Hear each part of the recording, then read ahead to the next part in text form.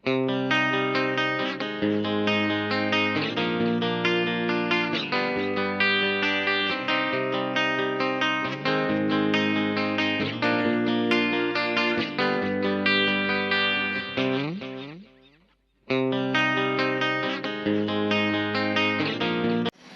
mga ready! Magandang araw! Okay, for today's vlog, gagawa po tayo ng ribbon at meron po tayong ribbon. Ito, ayan po yung ating mga kailangan para makagawa po tayo nito. Ayan. So, simulan na po natin ang ating paggawa. So, ayan, tinupi ko na po. Tapos, gagawin po natin, parang gagawin natin pleats sa gitna. Ayan. So, ayan lang po siya. Ayan. At, lagyan po natin ng, ayan, i-glugan natin siya.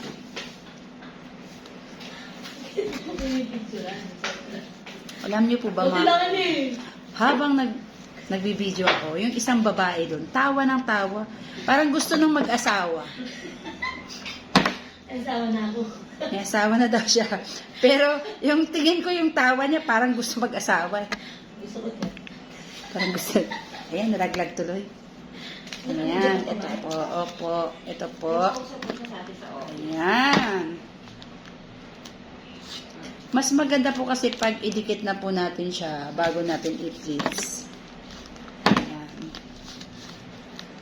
So, mas maganda po kapag ang gagamitin po nating ribbon ay tela. Mas maganda po ang resulta.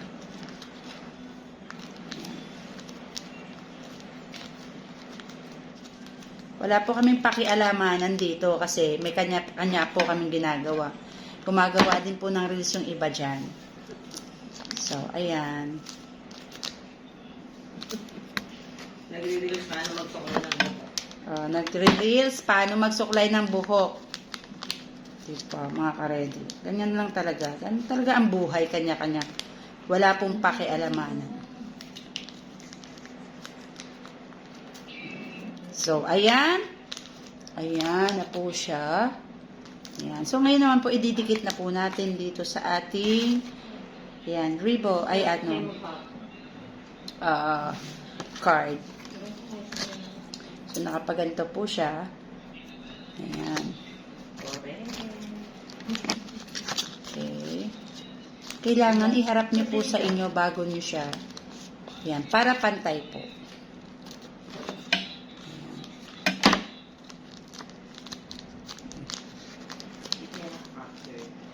Ayan, ganyan lang po siya.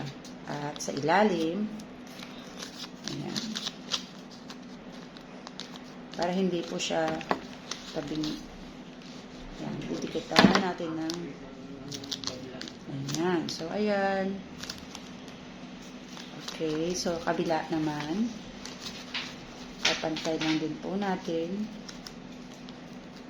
Ayan. So, kailangan titingnan po natin na pantay po magkabila.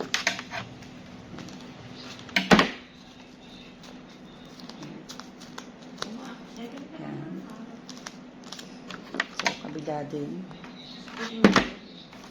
So, pantay din dapat. Ayan. Kailangan magpantay-pantay po sila. Ayan. Ayan. So, pantay na po. Lagyan naman po natin sa kabilang design. Kailangan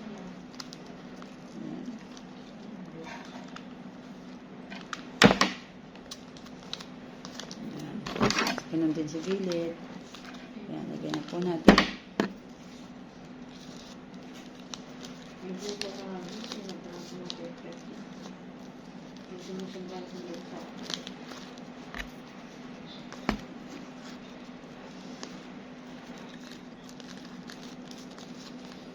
Ayan.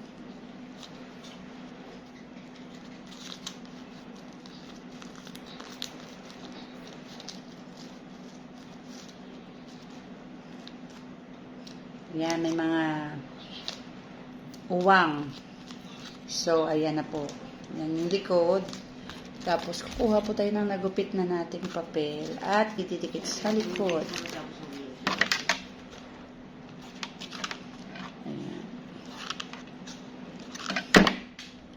Ganito po yung trabaho ng isang daycare worker.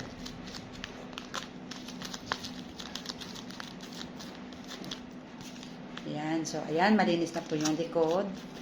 Ayan. At ito naman po yung harap.